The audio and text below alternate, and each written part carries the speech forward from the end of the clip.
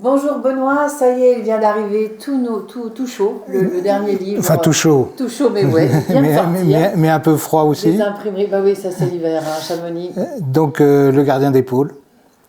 C'est un personnage étonnant, c'est Borg Usland, c'est un Norvégien, une sorte de héros parfait puisqu'il est à la fois discret et téméraire. C'est ce qu'on cherche un petit peu tout de même dans notre monde, des gens qui se poussent pas du col et qui font des choses merveilleuses. En particulier, il va à la conquête du pôle Nord et du pôle Sud, par ses propres moyens, en autonomie totale, en tirant comme un escargot sa nourriture et son barda. Et je me suis intéressé à ce personnage depuis de nombreuses années, et on va raconter sa vie, évidemment. L'homme du froid, le gardien des pôles, on insiste là-dessus, dans la mesure où il ne se contente pas d'aller jusqu'au pôle Nord, d'aller jusqu'au pôle Sud, mais aussi de mettre en exergue le fait que ces régions doivent être protégées. Et depuis des années, il se bat également pour ça. Voilà, ce cher Borge Usland.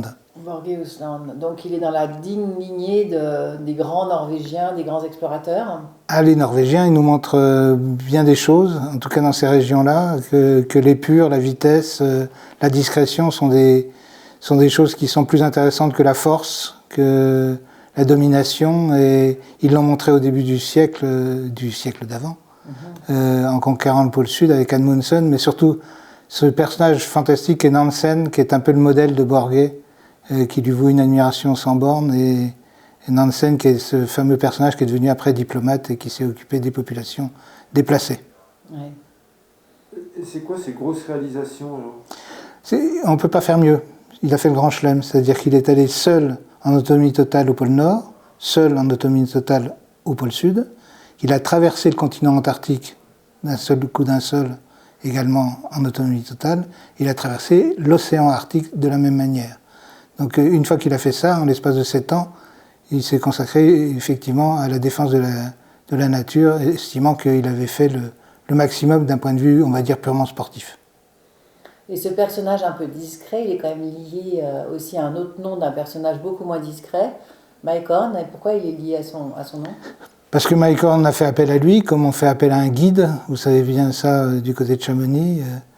Et un guide, généralement, n'a pas vocation de critiquer son client.